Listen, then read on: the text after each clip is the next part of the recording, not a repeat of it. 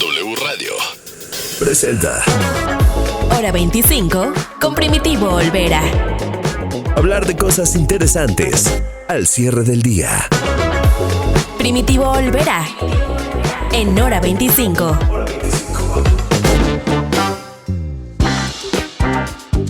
La salud mental es un tema que está presente, como nunca, en nuestro país y en el mundo. Hace unos años, antes de la pandemia, pues había problemas de salud mental. Había fenómenos que se generaban en lo individual, por supuesto, en lo colectivo, y tenían que ser vistos desde la óptica de un fenómeno, incluso de salud pública. Sin embargo, permanecía en aquel momento, todo permanecía como ignorado, como olvidado, ¿no? Y fue justamente a raíz del encierro, a raíz de todos lo que nos generó esta pandemia y la imposibilidad de salir, la puesta a prueba de nuestras relaciones, por ejemplo, que quedó ya demostrado y que entendimos todos la importancia de la salud mental. Hay dos fenómenos muy claros y que son los más comunes, quizás, ¿no? La depresión y la ansiedad. Todos tenemos rasgos de depresión y rasgos de ansiedad, pero hay diferentes factores que los potencian y que hacen que se manifiesten de alguna u otra forma. Se ha medido, pero nunca se ha medido de la forma en la que vamos a hablar. Están conmigo dos buenos amigos, pero no están aquí porque son mis amigos, sino porque han trabajado en un modelo muy interesante que, por un lado, nos ofrece un mapa de la salud mental en base a estos dos fenómenos, un mapa del país, ¿no? Así lo podríamos llamar. Pero lo más importante es que el mapa es resultado de una herramienta que se acaba de crear con un modelo matemático, pero con una metodología sustentada en la práctica médica para entender cómo estamos. Y además es un modelo que se puede aplicar en diferentes dimensiones, en diferentes magnitudes, y eso es lo que es de verdad muy, muy interesante. Está con nosotros Carlos Frías. Carlos es director de SmartUp, quien ha desarrollado este modelo. ¿Cómo estás, Carlos? Buenas noches. Muy bien, Primitivo, muchas gracias por la invitación y un gusto estar contigo y con tu auditorio. Y Mario Citalán, usted lo conoce bien porque es un asistente frecuente aquí a los estudios de W Radio. Además es un hombre que pues circula por los medios desde hace muchos años, mi querido Mario, ¿no? ¿Cómo estás? Hace algunos años, mi querido amigo, hace algunos años que he tenido la oportunidad de estar en los medios y precisamente hablando sobre esto, sobre salud mental, sobre lo que está ocurriendo con los mexicanos y cómo estamos siendo impactados de una u otra manera por nuestros pensamientos, sensaciones, percepciones, ¿no? Como atinadamente lo mencionabas, esto no es nuevo, esto ya tiene muchos años y alguna vez platicando contigo te decía que desde que yo era estudiante se consideraba que para el año 2020 la depresión iba a ser la causa número 1 de necesidad de atención médica, no solo en nuestro país, sino en el mundo. Desde el 2020 iba a estar. Llega la pandemia, se nos adelantan muchas cosas y la exacerbación de los procesos depresivos y ansiosos están más que evidentes. Sin embargo, como vamos a estar platicando en el transcurso de esta noche, es una realidad que ha ido cambiando la forma de entender y cómo lo vivencian los mexicanos o lo vivenciamos. Y esto es lo que hace interesante esta investigación que hemos estado realizando y que agradecemos mucho tu invitación para platicar sobre esto, sobre salud mental y sobre qué es lo que se puede hacer en su momento con datos, ¿no? Que esto es lo interesante. Eso la es unión muy de interesante, datos a la salud por mental. supuesto. Dar datos y dar justamente un panorama más preciso en cuanto a cómo estamos en lo colectivo, ¿no? En torno a la salud mental. El estudio y la herramienta, porque así lo voy a llamar finalmente, es una herramienta, tiene el título de Mexicología, ¿no? Así y bueno, es obvia la unión, ¿no? De las dos palabras. Y bueno, como ya lo mencionábamos, eligen ustedes depresión y ansiedad para generar un modelo en el que pues se elaboran diferentes clasificaciones. ¿Es correcto? Es correcto, utilizamos o más bien nos enfocamos a estas dos situaciones, la depresión y la ansiedad, porque al ser de una u otra manera las que más se manifiestan dentro de la sociedad mexicana y que también en otras alteraciones están presentes o están acompañando, ¿no? Tenemos a otro tipo de alteraciones, los trastornos esquizoides, esquizotípicos de personalidad, etcétera, etcétera, etcétera, que componen a la salud mental. Y que al final de cuentas siempre también van acompañadas de un proceso tanto ansioso como depresivo, y es ahí que pues decidimos realizar este modelo con toda la experiencia de Carlos, que es un experimentado investigador y que saca datos de cosas bien extrañas, ¿no? Y que, al final de cuentas unimos esto y que dentro de la investigación sacamos cinco grupos interesantes, mi querido Carlos. Sí, claro, Mario. Como decía Primitivo, este instrumento es muy ambicioso. Realmente salud mental es el foco principal de esta investigación, pero buscamos de ahí hacer ramificaciones a muchas otras cosas. Pero se fundamenta en la creación de distintos clústeres, de distintos segmentos. Son 5 segmentos que estaremos hablando de ellos, que tienen una personalidad muy particular en temas de emociones, en temas de sentimientos, en ciertas actitudes que viven en su entorno social, en su entorno familiar, que es lo que vamos a estar hablando durante el programa. Es un algoritmo, es complicado que la gente nos diga directamente que tiene una depresión. Nosotros lo que hacemos es, a través de un algoritmo, encontramos una serie de frases y de actitudes y de respuestas que nos ayudan a determinar si una persona es un grupo u otro. A ver, Carlos, este primer estudio se hizo a través de cuestionarios. Exactamente. Por medio de la red. Sí, se hizo una invitación a través de un panel online, a través de un panel abierto. Hicimos más de 500 entrevistas, 510 entrevistas a personas de México, Guadalajara, Monterrey, y también tenemos una parte de personas del resto de la República, porque también es interesante. Veremos que hay cosas que cambian, particularmente a la gente que está fuera de las grandes urbes. Tenemos gente, hombres y mujeres, y a partir de 18 años hasta prácticamente 60, 65 años. Entonces estamos cubriendo prácticamente todo el scope de lo que es un mexicano. En nivel socioeconómico lo obtuvimos a través de la regla MAI, que es la regla que rige a todas las agencias de investigación de México. Es un algoritmo que también nos determina el nivel socioeconómico de la gente. Entonces podemos decir que este estudio prácticamente está tomando en cuenta a todos los mexicanos, género, edad, nivel, y también una cobertura geográfica muy amplia. Para realizar estas clasificaciones, dividieron, digamos, el espectro en 4, ¿no? En 4 niveles de ansiedad y depresión combinados. Las personas que tienen bajo nivel de ambas cosas, los que tienen un mayor nivel de ansiedad o de depresión, y luego los que tienen una manifestación mucho más drástica de los dos fenómenos. ¿Cómo se clasificó a partir de esto? Porque es muy interesante. Hay 5 diferentes segmentos que además tienen características muy particulares y tienen una identificación, un título, ¿no? Muy específico. ¿Cómo lo describen? ¿Cómo lo explican? Porque vamos de los decepcionados, vamos a mencionarles, camaleónicos, melancólicos, soñadores y pragmáticos. ¿Por qué se eligió esto? Así, déjame porque esto lo maneja súper bien, Carlos, déjame subrayar algo, sobre todo para las personas que nos están escuchando y que tengan en su momento dado a pensar que esto es un instrumento diagnóstico clínico o que es una prueba de tamizaje, que son pruebas largas. No, realmente no lo es así.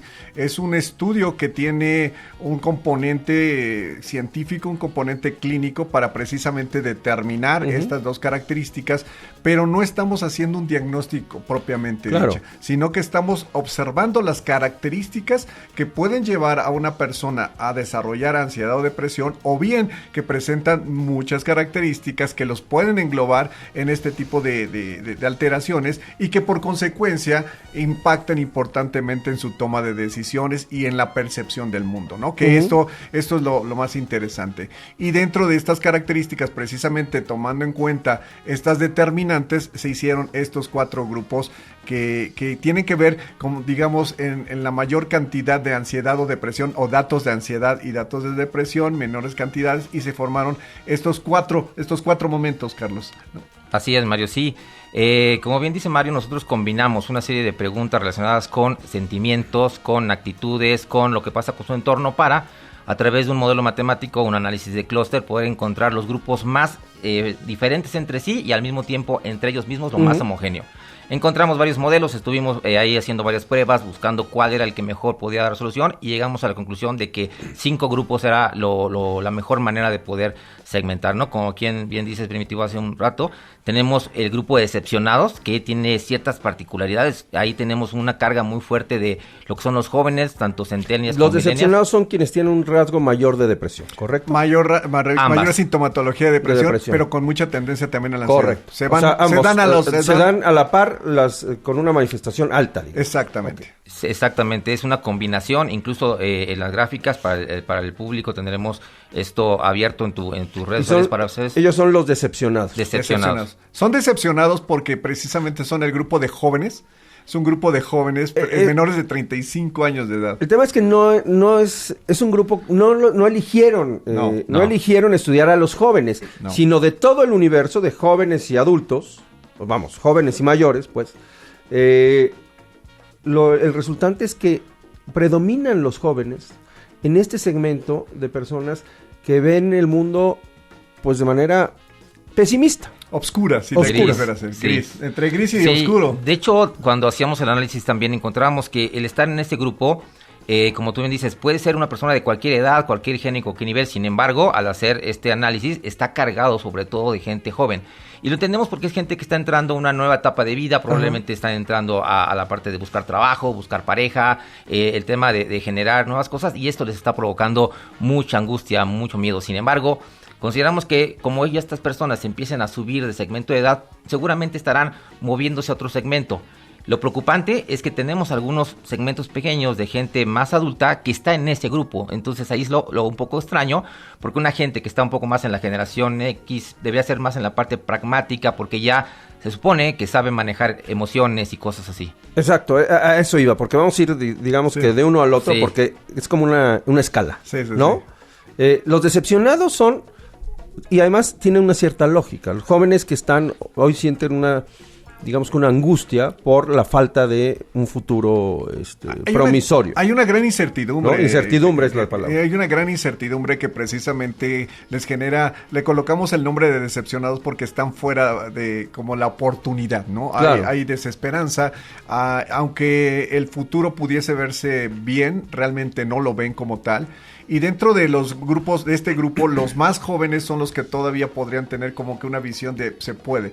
Pero los mayores de este grupo, los más cercanos a 35. Los más cercanos a 35, como que ya se acostumbraron, como que dicen, pues ya no hay un desgano entonces. Es correcto, ya dejaron de hacer actividades que puedan ser lúdicas o que puedan sacarlos de ese mood.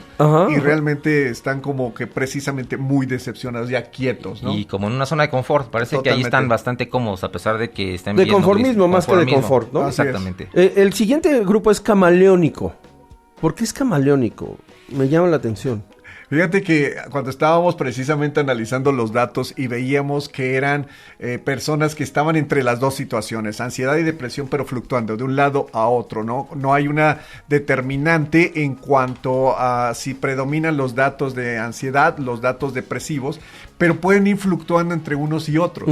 Entonces, el decirle camaleónicos es que a veces están haciendo cosas que tienden como a mejorar su vida, pero hay otras situaciones en donde se tiran como que a la situación de que ya no tiene caso hacer. Entonces, muestran ambas cosas. O sea, te pueden decir que hay buenas expectativas al futuro, pero al mismo tiempo te dicen que no tienen problemas gastrointestinales, por ejemplo. A ver, ese tema de los problemas gastrointestinales es muy interesante, ¿no? Porque uno no identifica, o no es común, porque no sabemos, evidentemente, no identificamos por qué los problemas gastrointestinales son síntomas de un padecimiento emocional, ¿no? Es decir, todos, a ver, lo más común es encontrarte a alguien que te diga, híjole, tengo colitis, porque estoy estresado. Sí, claro. ¿No? Sí. Pero nunca entiendes por qué. Fíjate que esto ha ido en incremento, creo que es evidente, porque ahora vemos hasta espectaculares que anuncian medicamentos para el colon irritable, ¿no? No tenemos que decir marcas ni nada, pero es evidente que cada vez más presenta esta característica. Y estudios recientes han demostrado que algo que hace muy importante nuestro intestino es la microbiota, los microbios intestinales, y que de ahí surgió que se le denominara a nuestro intestino el segundo cerebro, debido a que los microbios intestinales producen una gran cantidad de un neurotransmisor que precisamente nos sirve para estar de buen estado de ánimo, que se denomina serotonina. Hay diferentes estudios que pueden ir desde el 50 hasta el 90% de producción de serotonina a nivel intestinal. Entonces significa que gran parte de la serotonina que utilizamos para tener un buen estado de ánimo se genera en nuestro intestino. Y que mucho de lo que está sucediendo precisamente ahí, a causa de nuestra dieta, de nuestros malos hábitos alimenticios, ¿no?, está generando una situación denominada disbiosis, que es una alteración en ese equilibrio de las bacterias, y una vez que estas bacterias se ven desequilibradas, pueden generar disminución en la generación de serotonina, por un lado, y por otro lado, procesos inflamatorios. Claro. Ambas situaciones generan alteraciones sobre nuestro sistema nervioso central, porque hay un eje directamente de comunicación entre el intestino y el sistema nervioso central. Y obviamente el sistema nervioso central se comunica con el intestino en un feedback, o sea, están constantemente comunicándose, y al momento que uno se altera, va a alterar al otro. Y seguimos como en un bucle interminable, y que es algo que precisamente determinamos. O sea, alimentarte mal estudio. te puede derivar en un cuadro de depresión. Definitivamente. Cuadro de depresión, cuadros ansiosos. Y cuadros ansiosos. Así es. Y está determinado que por eso hay, seguramente te recuerdas la frase que somos lo que comemos, ¿no? Y sí, de ahí parte, ¿no? Hoy día entendemos mucho más desde dónde parte, no solamente es a través de nutrientes, sino a través de los bichitos que son tan importantes para nuestra vida. Oigan, yo creo que era importante hablar del tema. Volviendo al cuadro, la categoría de camaleónico. ¿Quiénes son el segmento que más es bastante amplio el segmento. Primitivo tiene hombres y mujeres, no tiene un segmento particular, probablemente un poquito más de gente de 35 años a 45, pero lo que más nos sorprende es que se encuentran más en la parte de Guadalajara y Monterrey. Es una diferencia muy marcada, a diferencia de la Ciudad de México, que tiene un comportamiento muy particular. Los camaleónicos se hicieron más presentes en Guadalajara y Monterrey. Fue lo que más nos llamó la atención. En el otro grupo de variables está muy homogéneo entre edad, nivel y sexo. Ahora, los camaleónicos son de los cinco apartados el más pequeño. Exactamente, ¿no? solamente tiene un 12%. Solamente un 12%, los demás fluctúan entre el 20-26%. Sí, y son grupos más definidos. Los otros tienen una característica particular. Estos 12% está como una indefinición. Los otros grupos son muy claramente marcados. ¿Qué pasa con los melancólicos?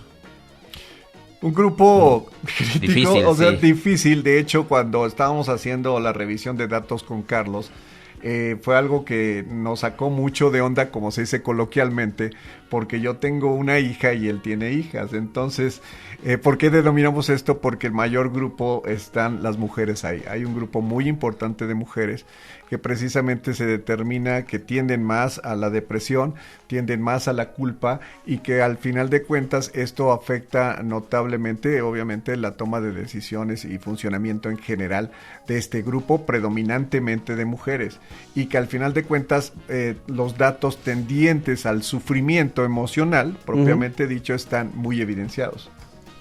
Sí, en este grupo primitivo más del 60% son mujeres. Ningún otro grupo pasa esa participación. ¿60%? Más del 60%. Casi 70%, ¿no? Casi 70% son mujeres. Y también de nivel socioeconómico más bajo.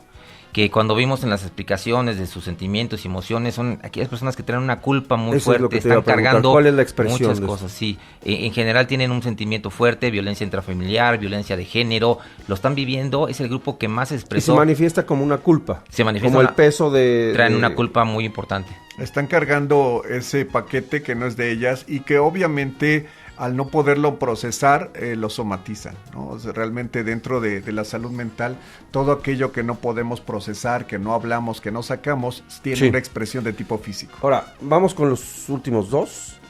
Los soñadores. Son optimistas. Son optimistas. ¿Pero se justifica su optimismo? La situación de los soñadores es que son soñadores muy fantasiosos, o sea, realmente piensan que todo está bien, pero al mismo tiempo reportan cosas que no están bien. O sea, es esta... Es como la persona que te dice, estoy bien, ¿Lo repite como para convencerse? Es correcto. Y además tiene acceso a ciertos satisfactores que otros niveles no. Es el grupo que más gente de nivel alto tiene. Sí. Entonces tiene oportunidad de darse el lujo, de darse algunas opciones que los demás no. Entonces se compra, voy a poner así, se compra felicidad a partir de su posición socioeconómica, aún sabiendo que tiene cargas fuertes depresivas. O sea, cuando tú vas, porque además a muchos nos ha pasado, cuando atraviesas una situación difícil y de repente empiezas a comprar cosas, a coleccionar cosas. Sí. Puede ser. Acumular cosas. Acumular cosas. ¿Ese es un síntoma? Ese es un síntoma. De hecho, hay varios estudios que han demostrado que el comprar, precisamente por esa posibilidad, ese ejercicio del poder, por un lado, esa posibilidad de técnicamente darme algo que disfruto, genera salida de dopamina, por fuerza. Y este hecho, al momento de hacerlo, hace que la persona se sienta bien. Pero pasa el efecto de la compra y puede presentarse culpa si se echaron ya los ahorros o si la tarjeta de crédito está a tope.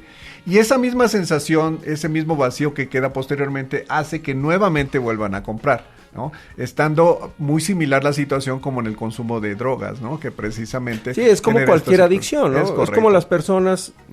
Es que hay adicciones que parecen buenas, que no lo son. O sea, personas que adquieren retos, por ejemplo, de ir más rápido o de escalar un edificio, ¿no? Sí. Que genera una dopamina y que baja tu nivel de dopamina y requieres otro reto de ese tipo que al final puede ser enfermizo y puede ser hasta peligroso, ¿no? Es correcto. Sí, porque al final de cuentas... Porque además nunca se satisface. Nunca. Y estamos en un momento histórico donde por todas las vías nos dicen que debemos de estar bien, que no nos debemos de conformar, que debemos de ser exitosos, que debemos de estar siempre moviéndonos. Sí. Y al final de cuentas se vuelve una felicidad muy tóxica, ¿no? Una felicidad donde no es una felicidad. Es correcto, por eso lo llamo felicidad tóxica. Bueno, ya se nos está acabando el tiempo, pero vamos, el último es el pragmático. Y a mí me llama la atención. El pragmático, ¿qué hace? Porque además, a diferencia, es como el lado opuesto del decepcionado. Sí. ¿No? Es decir, el decepcionado está en el conformismo, está en el pesimismo. Y el pragmático, pues parece que gestiona mejor las cosas. Sí, yo creo que la experiencia de los años ya le ha dado la posibilidad. De hecho, es el grupo con más presencia de gente de las generaciones de 45 adelante, 60. Obviamente ya saben manejar las emociones, saben que no todo es eterno, que las cosas van a tener un flujo. Entonces, es el grupo que mejor maneja el tema de las emociones, de la felicidad. Y curiosamente también es el grupo que más se encuentra presente fuera de las grandes metrópolis. La gente que nos contestó fuera de México, Guadalajara y Monterrey es la mayor carga de pragmáticos. Entonces, seguramente también están viviendo una vida distinta, menos en el rush, menos con las presiones, etcétera. Y les lleva pues a tener esa posibilidad de estar contentos de manera honesta, ¿no? La vida urbana puede ser una conclusión. Sí, es un problema. Nos desgasta muchísimo, nos pone estresa. en estado de sobrevivencia, nos pone en estado de alerta. Ese estado de alerta hace que varios mecanismos cerebrales y orgánicos se activen. Esta activación permanente genera un desgaste, genera disbiosis, genera inflamación y por consecuencia genera alteraciones físicas. Y que a la larga, tanto desgaste nos va a llevar a depresión. Entonces, todo tiene una relación y lo que estuvimos investigando fue todas estas relaciones y todos estos datos se pueden cruzar, se pueden ir estudiando para darnos diferentes campos, marcos de entender precisamente cómo los mexicanos nos estamos moviendo, cómo tomamos decisiones, qué es lo que estamos viendo, cómo lo estamos percibiendo y cómo los factores externos y factores internos influyen para que se genere todo esto. Es muy interesante, es de verdad muy interesante porque se trata de una herramienta que nos puede llevar a grupos muy focalizados, por ejemplo, decir qué está pasando en una escuela, por ejemplo, ¿no? Así es. ¿Qué está pasando en una industria? ¿Qué está pasando con una audiencia como la nuestra? Y conocer qué nos está llevando a actuar como actuamos y a consumir lo que consumimos. No estoy hablando solamente de comprar, sino de consumir todo, ¿no? Desde contenidos hasta productos, servicios, alimentos, todo. Artistas. Consideramos todo. Que esta herramienta es tan potente, Primitivo, que la podemos llevar a que las marcas, los servicios, las escuchas puedan tener un camino de conocer a su audiencia para a través de ella generar, obviamente, desde el sentido de monetización, porque es obviamente alguna cosa que se busca siempre, pero también la parte social y buscar que si tengo, por ejemplo, una carga fuerte de un segmento decepcionado dentro de unas de mis marcas, probablemente pueda generar contenido para hacer un twist, un Desde cambio luego, de eso. Entonces, y adaptar, le- adaptar lo que hacemos, ¿no? En el trabajo que, por ejemplo, nos toca a nosotros, a las necesidades de nuestra audiencia. De hecho, vamos a hacer un ejercicio, ¿no? Un ejercicio no lo vamos a hacer ahorita, precisamente, lo vamos a lanzar en este momento, que es invitar a toda nuestra audiencia. Exactamente, Primitivo. Lo que vamos a hacer es que vamos a colocar un código dentro de tus redes sociales, tus páginas, con una dirección URL y también con un código QR para que tu auditorio pueda entrar en el momento que ellos busquen y simplemente dando clic si están en su computadora o con el dispositivo móvil en el QR puedan entrar a la encuesta, que nos den un poco de feedback acerca del por qué escuchan tu programa, con qué frecuencia, temas generales y también que nos den la oportunidad de conocer esta parte de mexicología en la audiencia.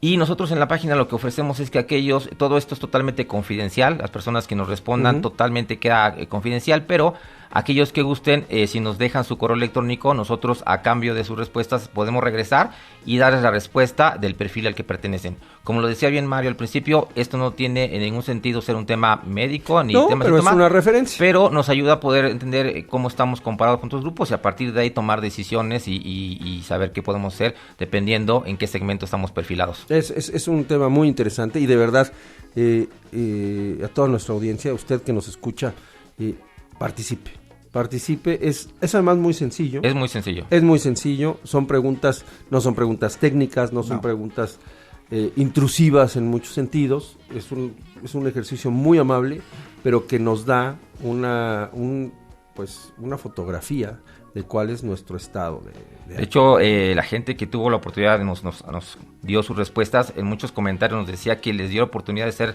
labor introspectiva, que al momento de revisar, pensar en ciertas cosas que estaban pasando, ¿no? Entonces fue varios feedback que tuvimos de ese estilo, ¿no? Que fue una manera de tener un análisis y no había pensado en esta frase, o sea, no me he dado cuenta de qué estoy haciendo con esta frase, entonces es interesante. Pues ahí está la invitación, vamos a colocarlo en nuestras redes sociales, las redes sociales de W Radio también, y es simplemente un link para que usted ingrese a partir de hoy y lo vamos a estar retomando toda la semana, a lo largo de toda la semana y posteriormente conoceremos los resultados, ¿no? Globales.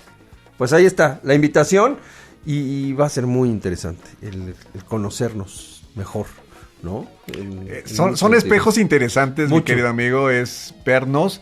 A veces vernos nos puede dar miedo, pero sí, claro, nos da una gran oportunidad. Realmente el vernos nos permite tomar mejores decisiones y que es parte de lo que, como te comentaba, he venido trabajando por varios años, que es precisamente la difusión de buscar salud mental como base de cualquier cosa, ¿no? Como base de cualquier proyecto, producto, lo que tú gustes y mandes. Y por eso agradecemos muchísimo este espacio, mi querido Primitivo. No, hombre, al contrario, Mario, siempre es un gusto platicar contigo, y tú lo sabes.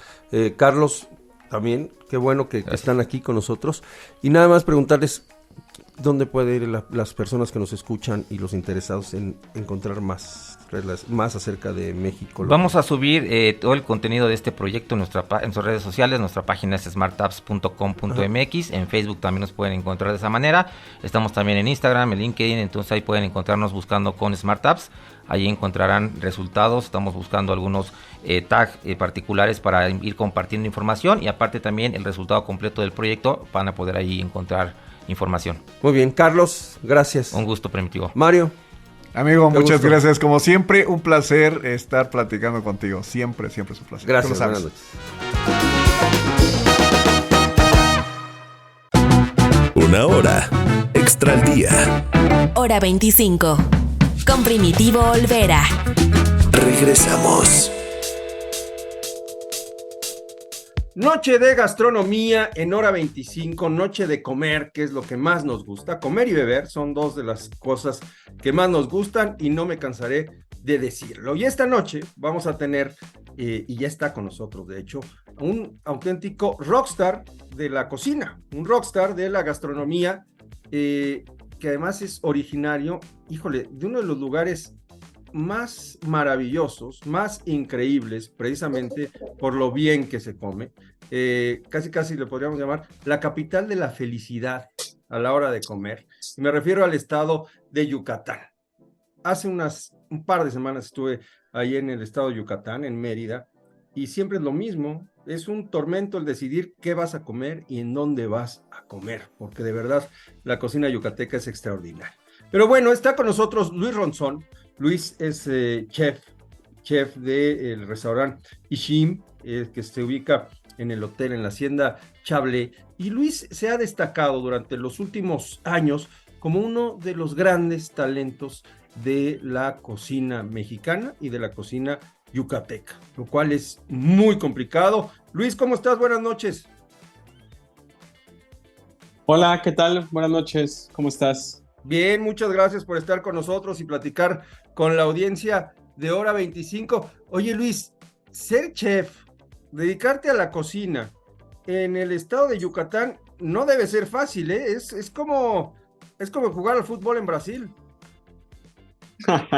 Sí, ¿verdad? Pues la verdad es que sí, para mí la gastronomía, la cocina yucateca, pues es una de las más importantes de nuestro país, ¿no? Entonces, pues eso sube los estándares, como tú dices, ¿no? Hay una gran... ¿Cómo se ve? ¿Hay competencia entre quienes se dedican a la gastronomía, entre los chefs? ¿O hay camaradería? ¿O hay las dos cosas? Porque de repente uno se lleva bien, tiene amigos, pero a la hora de mostrar, en este caso su arte, pues siempre hay ahí pues, ¿qué será? Algo que te hace ser mejor, ¿no? Algo que te hace querer destacarte de los demás y superar, aunque sean a tus amigos, ¿no?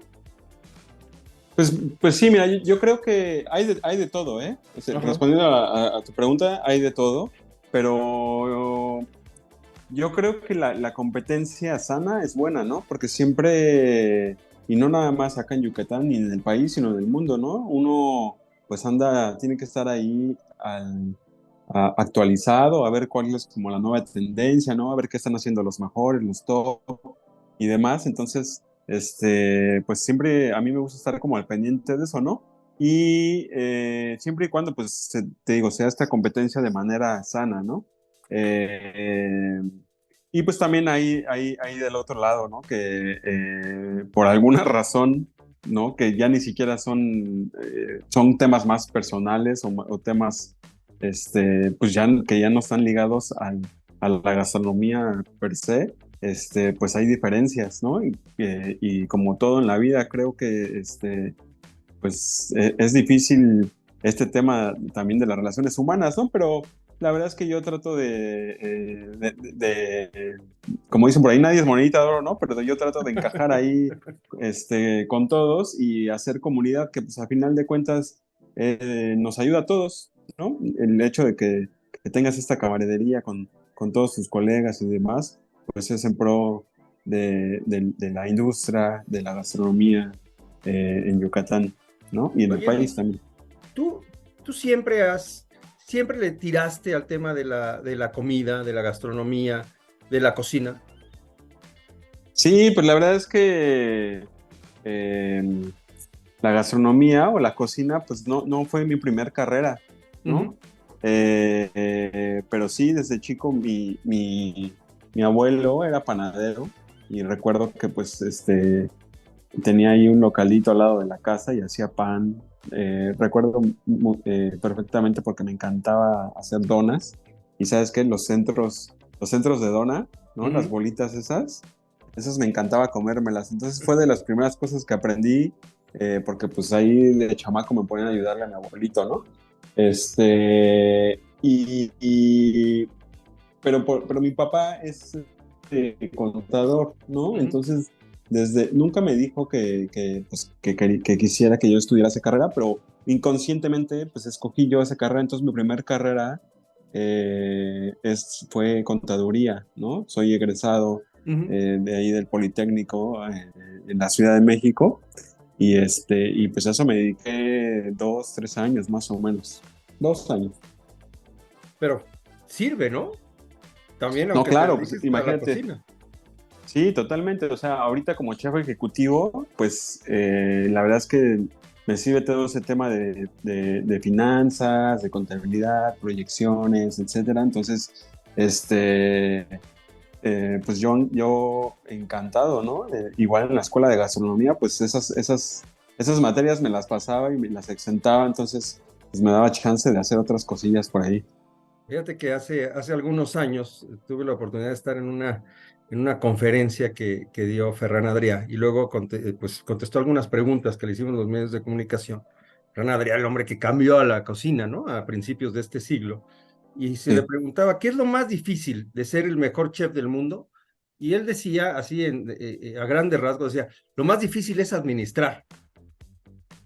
Lo más difícil totalmente, no es sí. crear, lo más difícil es que nos vaya bien administrando bien, ¿no? Los recursos. Sí, totalmente, porque pues tú, y eso muy poca gente lo entiende, ¿no? Muy pocos cocineros. Está padre, pues el tema de hacer tus platos en creatividad, ¿no? Y propuesta y demás, pero pues también tienes que ver el otro lado, ¿no? Si no, si está muy bonito y muy rico, pero pues no funciona y no se vende, entonces pues sí, a final de cuentas es un tema de administración de los recursos y no nada más de la comida, ¿no? Pues también de la bebida, el recurso humano, o sea, tener un restaurante implica muchas cosas que, pues luego la gente, eh, a mí me ha tocado que mucha gente dice, voy a poner un restaurante, y no, y así sin nada de experiencia, porque piensan que es fácil, pero la verdad es que no tanto, y tienes que amarlo, pues para dedicarte a eso, ¿no? Yo creo que esa es la clave. Sí, tienes que amarlo, pero tienes que ser muy consciente, ¿no? De que el amor y la pasión no son suficientes para mantener a flote este o cualquier otro negocio o cualquier otro oficio, ¿no? Incluso como el periodismo. Oye, Luis, tú has recorrido el mundo. Tú, y además has sido parte y has abrevado de las mejores escuelas, es decir, desde la Escuela de Gastronomía Mexicana del añorado Yuri de Gortari, ¿no? Gran amigo en su momento, por supuesto, de W Radio, hasta haber pasado por Noma, Sí. en su momento también el mejor restaurante del mundo. Eh, tu relación, por supuesto, con Jorge Vallejo, por ejemplo. ¿Qué, qué aprendiste? ¿Qué llevaste y qué fuiste recogiendo de este recorrido? Porque además ha sido larguísimo este trayecto, para incluirlo y para incorporarlo a una cocina que parece que ya tiene poco para descubrir, que es la cocina yucateca. Híjole, pues ahorita que dijiste esos nombres, la verdad es que para mí, en esta escuela con Yuri y con Edmundo, la verdad es que fíjate que a ellos les agradezco mucho como que me hayan inculcado el amor por la cocina mexicana, por la cocina mexicana tradicional y por investigar y conocer un poquito más de lo que se conoce, ¿no? Digo, en promedio. Y cuando estuve en Dinamarca, la verdad es que me cambió totalmente la vida, me cambió la manera de ver los ingredientes de allá y sobre todo venir acá a regresar a tu país, a México, y ver los ingredientes de otra manera, ¿no? Y luego, pues eso lo puse bastante en práctica cuando estuve con Jorge ahí en Quintonil. Eh, entonces, pues yo creo que es un cúmulo de la apreciación del ingrediente. Estos no, no es tan bueno, ¿no? Y añoraba aprender la cocina francesa, cocina japonesa, cocina de otros lados, ¿no? Entonces, pues ellos me hicieron entender que la cocina mexicana tiene mucho más que otras cocinas que son más famosas, ¿no? Por así decirlo. Uh -huh. Tenemos 5 o 6 cocinas dentro del mismo país, ¿sabes? Porque Yucatán es una cosa, Oaxaca es otra cosa, el centro del país es otra, Ensenada es otra, Monterrey es otra, ¿no? O sea, son totalmente diferentes. Entonces, pues el tema de recorrer estos estados, países y viajar por ahí, pues como cocinero la verdad es que te nutre mucho, te nutre de una manera cultural, pero pues también aprendes a ver, a, a, a entender cómo la gente de ese lugar entiende esos ingredientes y el por qué se come eso y por qué en X temporada, etcétera, ¿no? Entonces, pues como cocinero, pues la verdad es que pues una enciclopedia en, en vivo, ¿no? Sin duda. Y además es una enciclopedia en vivo y viva, porque va cambiando todos Exacto. los días y de generación en generación. Sí, totalmente, ¿no? O sea, va evolucionando por los pues, usos y costumbres y también por algunos cocineros y la gente, ¿no? Que llega de otros países o de otros países o de otros estados y surge este intercambio cultural, ¿no? Que pues, imagínate, si no existiera estos viajes, estas intervenciones, pues a lo mejor el mole, ¿no? Que es algo, pues que no es estrictamente 100% mexicano, o sea, en idea, pues vienen del oriente, ¿no? Entonces, pues no existirían ese tipo de cosas, ¿no? Y acá en Yucatán, pues ni se diga, tú sabes que hay un montón de influencia libanesa, caribeña, ¿no? Entonces, pues gracias a todo eso, bueno o malo, depende, hay diferentes puntos de vista, pero gracias a eso, pues las cocinas se enriquecen y son lo que son ahora, ¿no? ¿Y cuál es la importancia de conocer de, de primera mano a quienes han mantenido una tradición? Estoy hablando cocineros tradicionales, pero a quienes cocinan en general en cualquier pueblo, en cualquier poblado de un país o de una región, hablando de México. Y también cuál es la importancia de entender eh, el origen y la calidad pues del producto local. Pues mira, a mí me gusta mucho y bueno, de años para acá se ha dado esta relación chef, cocinero, productor, ¿no? Ujú. Y también consumidor, ¿no? Ya creo que ahora en esta época, pues cada vez hay más gente interesada en conocer de dónde son los jitomates que está comiendo, de dónde viene el callo de hacha que se está comiendo, ¿no? Entonces, uno pues sí, como cocinero, pues creo que somos una plataforma también a poder hacer llegar a nuestros comensales, a nuestros clientes, esos ingredientes, ¿no? Eh, con lujo de detalle, es decir, pues explicarles de dónde viene, cómo se cosecha, cuál es la temporada, incluso hay colegas, ¿no? Que hasta te ponen casi casi la foto del productor y te dice, pues mira, este es de don Juanito, ¿no? Que se dedica a cosechar maíz y bla, bla. Entonces, eh, creo que a nivel social eso es bastante importante porque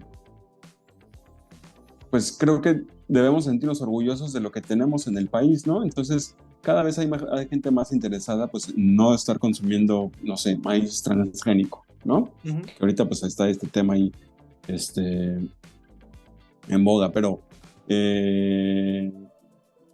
creo que si entre todos hacemos ese papel de estar investigando y estar preguntando y demás, pues eso nos hace refortalecer nuestra identidad, nuestra idiosincrasia como mexicanos, ¿no? Entonces, pues resumiendo a tu pregunta, creo que es bastante importante e incluso eso, ¿sabes? Fíjate, como cocinero nos ahorillan a conocer más y a meterte más dentro, ¿no? Porque luego te hacen preguntas, me has aprendido comensales que te preguntan, yo no nada más de dónde vienes, sino eh, de dónde viene y cómo crece. Pero te preguntan pues otras cosas que dices, Uta, yo no me había imaginado y te agarran en curva, ¿no? Porque pues también uno no sabe todo, entonces eso nos ayuda, entonces pues a mí me ha ayudado de que, no sé, pero lo voy a investigar, ¿no? Entonces pues ¿qué haces? Hablas al proveedor y, oye, me preguntaron esto y esto, entonces la verdad es que se hace un círculo virtuoso, ¿no? Entonces, pues ya para la próxima que vengan a que me hagan la misma pregunta, pues ya sé la respuesta y así, ¿no? Entonces, es algo que también nos ayuda, me ayuda a mí, me ayuda al equipo acá en la cocina, porque pues conocemos mejor el producto. Pero bueno, te digo, la verdad es que me parece fenomenal que cada vez esté más gente involucrada, interesada en los ingredientes, en las técnicas y en cómo se cocinan sus alimentos, ¿no? Y de dónde provienen. Oye, ¿cuál es el secreto? Ya hablando de técnicas y de ingredientes, ¿cuál es el secreto del lechón al pib? Pues, mira, te diría que la tierra, ¿no? Ajá. Tierra me refiero no solo al polvo, ¿no? Ujú. Sino a la región, ¿no? A la tierra de Yucatán, al estado. Eh, es como, no sé si has escuchado, así como los jalisquillos te dicen que no pueden replicar el virote de la torta ahogada. ¿Has escuchado eso? Sí, ¿No? claramente. Sí, por supuesto. Dice, Dicen que no, solamente en Jalisco se puede hacer ese virote, que tiene si una no si consistencia lo haces en la especial. Ciudad de México no queda igual, ¿no? No. Entonces, pues creo que también hay mucho de eso acá en Yucatán, ¿no? Tú vienes a comer a Yucatán o vas a comer a los pueblos de Yucatán y te sabe y te huele pues a leña, a la tierra de acá, ¿no? Y es bien diferente cómo puedes usar casi la misma técnica. Por ejemplo, lo comparo con la barbacoa, ¿no? Ujú. Allá en el centro del país. Y son sabores totalmente diferentes, ¿no? Son cosas enterradas que se hacen con leña, ¿no? Pero pues Ujú. el tipo de leña que se usa acá, el tipo de hoyo o de pib, pues eso le aporta un montón de sabor al lechón. Entonces, ahí ya te estoy dando pues, el tema de la tierra, leña, también se le ponen ramas de jabín, ramas de roble, que todo eso a final de cuentas cuando tú lo cocinas durante 6 horas, que previamente el lechón está marinado pues en un recado blanco, que pues, tú sabes que acá es la tierra de los recados, todo eso pues le va a aportar aromas, sabores que en ningún otro lado, en ninguna otra tierra podrías conseguir, ¿no? Entonces, pues ahí eso yo creo que sería ahí algunos de los secretos de hacer un buen lechón al pib. Buenísimo. Pues Luis, muchas gracias por estar con nosotros, gracias por compartir tu historia, por compartir tu amor por los productos, por la cocina, por la comida y algunos secretos. Ha sido un gusto estar contigo. Al contrario, muchas gracias, Primitivo. Estamos ahí en contacto y bueno, pues un saludo a toda tu audiencia. Gracias.